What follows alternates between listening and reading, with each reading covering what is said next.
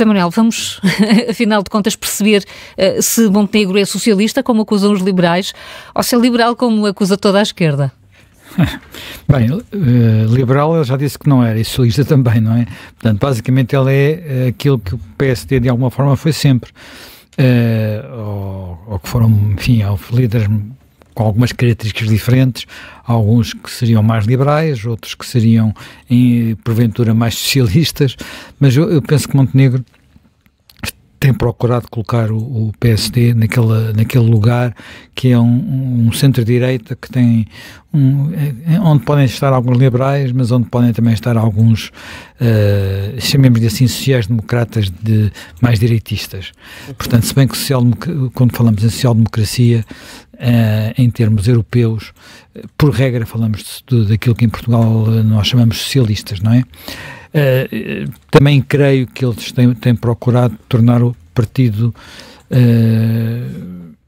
menos ideológico para beneficiar do facto de termos neste momento partidos em Portugal que são um bocadinho mais ideológicos.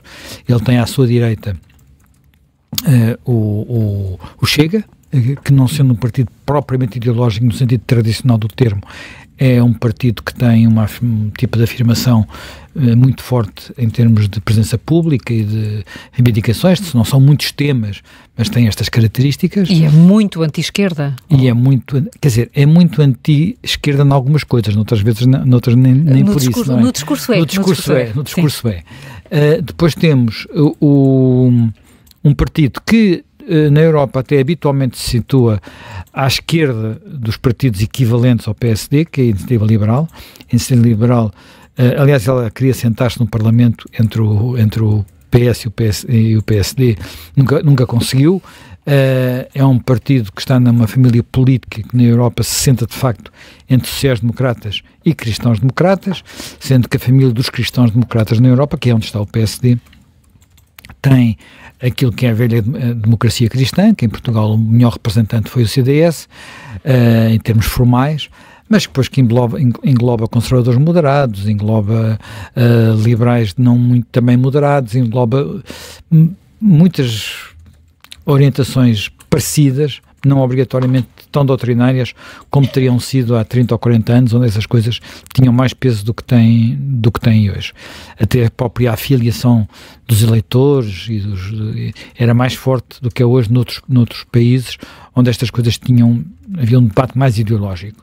Ora, enquanto isto acontece, digamos, no espaço que é o espaço tradicional do PSD, portanto, onde também está o Chega e o Liberal hoje, e a Iniciativa Liberal hoje, à esquerda temos um Partido Socialista que se tornou, de alguma forma, menos pragmático do que nos anos de António Costa, porque o Partido Socialista de António Costa não era um partido, aliás, como o próprio António Costa, diria eu, não era um partido muito ideológico no sentido tradicional do termo, e isso nota-se pelo facto de, por exemplo, dos governos terem, por mais do que uma vez, alterado algumas políticas de forma bastante radical, política de saúde, por exemplo, ora num sentido mais estatista, ora num sentido mais liberal, como mesmo Primeiro-Ministro. Pronto. Agora, eu diria que o Partido Socialista, até pelos dirigentes que tem e pelas pessoas que rodeiam o seu secretário-geral, Pedro Nuno Santos, é um Partido Socialista que se situa claramente num campo mais ideológico, o que tem sido afirmado pelos próprios. Não estou a fazer nenhuma acusação, estou a fazer uma constatação de facto, e quem leu e quem foi lendo o que Pedro Nuno Santos escreveu ao longo da vida, em vários momentos e em vários congressos, intervenções que fez em congressos do Partido Socialista, moções que apresentou, tem uma noção clara disso, e quem não tiver, que leia uma pequena biografia, foi publicada aqui há uns tempos sobre ele. Portanto, dito isto, eu acho que se pode dizer sobre este governo duas coisas que à primeira vista são um bocadinho contraditórias, então, ou parecem contraditórias, que é, nos grandes números, quando estamos a falar, por exemplo, de evolução da despesa pública, evolução do déficit ou da margem orçamental, como preferi chamar, ou da dívida, nos grandes números, ou mesmo quando olhamos para a própria evolução dos impostos, a não serem aspectos mais marginais, este orçamento poderia ser de Fernando Medina, não de Pedro Nuno Santos, mas podia ser de Fernando Medina, como alguns dos últimos orçamentos de Fernando Medina ou de Mário Centeno, porventura. Agora, nem tudo que são políticas públicas está definido num orçamento. Portanto, e aí o Governo, em algumas áreas, tem feito mais diferença e em outras tem feito menos diferença, diria eu. Há áreas onde se percebe que há uma vontade de fazer mudanças, há mudanças, enfim, algumas não são bem claras, são apenas mudanças técnicas ou mais de políticas públicas, como por exemplo as da área da saúde ou mesmo as da área da educação, se bem que haja sinais muito claros de que pelo menos não existe a preocupação ideológica que existiu em momentos da governação de António Costa.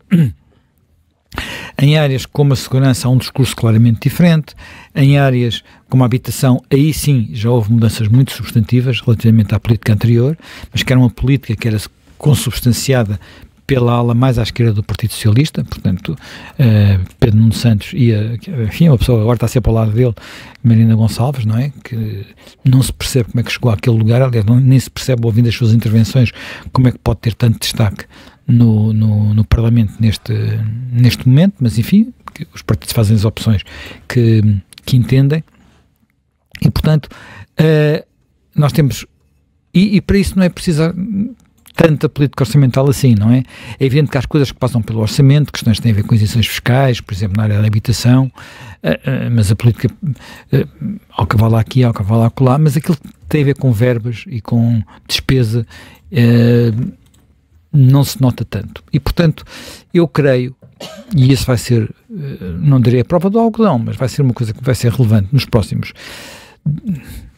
porventura, 2 anos, é perceber se, no caso de este orçamento, não haver nenhum sobressalto durante a especialidade que cabe por torpedeá-lo, eu creio que não vai haver. Quer dizer, há riscos, há possibilidade de ele ficar ainda mais comprometido do que já está.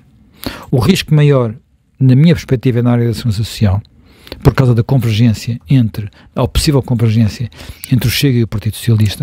Para aumentos estruturais das pensões, não é? Para aumentos estruturais das pensões, que são aumentos para sempre. Sim. Pronto.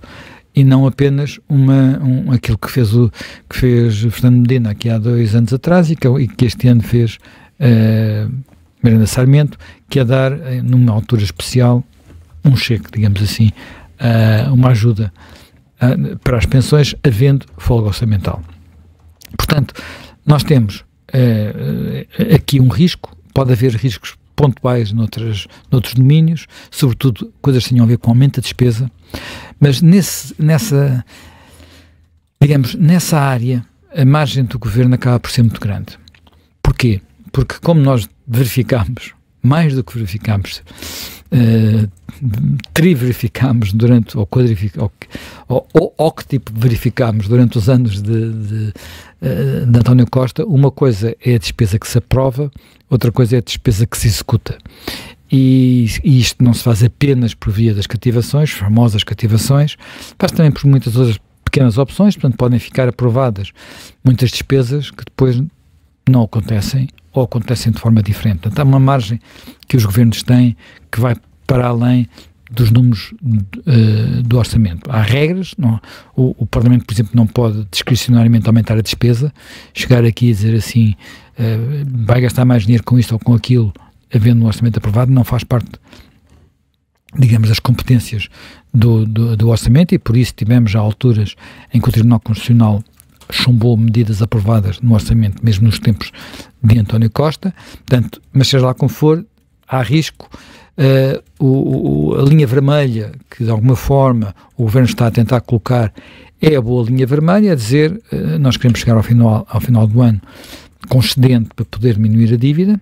É uma linha vermelha com que, pelo menos formalmente, Pedro Nuno Santos já se comprometeu, porque disse que não queria comprometer os grandes números, mas agora o diabo, às vezes, como costuma dizer, o diabo está nos detalhes, e vamos ver o que é que acontece. Mas mesmo assim, eu creio que o Governo não cometerá o ato suicida de se demitir, se ficar de repente 3 ou 4 coisas, ou 5 coisas, ou 10 coisas que lhes façam muita comichão no orçamento. Não creio que o ambiente político esteja para aí virado, e até o ambiente das discussões que houve até agora no Parlamento não preindicam que isso vai acontecer. Sendo assim, nós temos um Primeiro-Ministro com boas sondagens e 2 anos pela frente, com uma economia que até está a correr melhor do que decorria a um governo PSD ou da AD desde, portanto, deixa-me fazer as contas, há 40 anos, portanto, desde Cavaco Silva.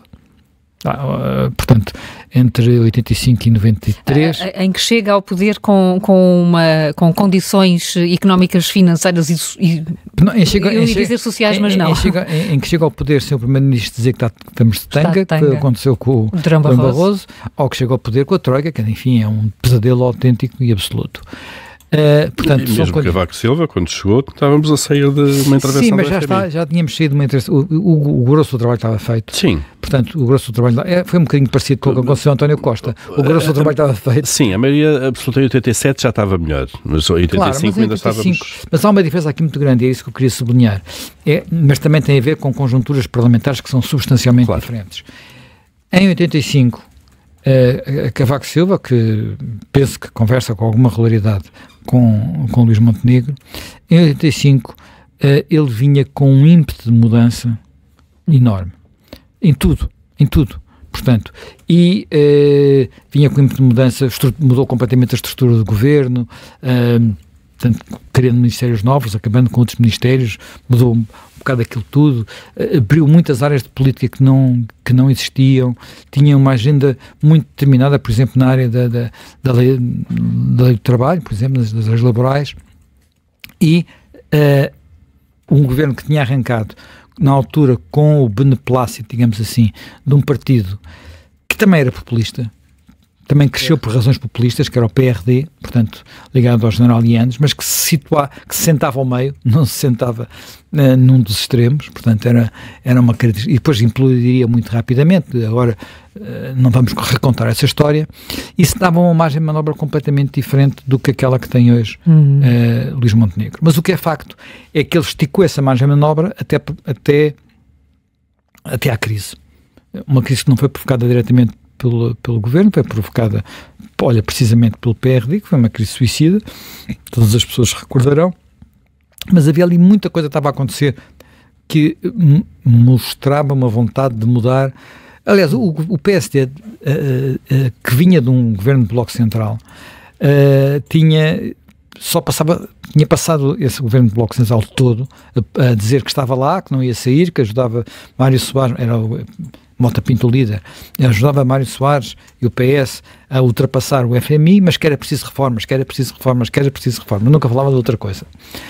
Bem, esse não foi o discurso eleitoral de Montenegro, portanto não podemos dizer que ele tem esse mandato eleitoral, não tem, não fez um discurso com a mesma veemência, digamos assim, e agora não sei até que ponto é que numa altura em que ele tem 2 anos pela frente, em que não pode ser derrubado, a não ser que haja uma moção de censura votada simultaneamente pelo PS e pelo Chega, o que é um cenário improvável, eu diria, se ele não vai arriscar um pouco mais nas medidas que toma e nas políticas que toma. E eu diria que vai ser um bocadinho a prova do algodão para saber se um orçamento que nos seus grandes números podia ser um orçamento do Partido Socialista, não todo, mas pelo menos uma parte dele, pode ser um orçamento que dê origem, que sustente políticas que já dão sinais de poderem ser um bocadinho diferentes, mas porventura menos diferentes do que a expectativa de muitos eleitores.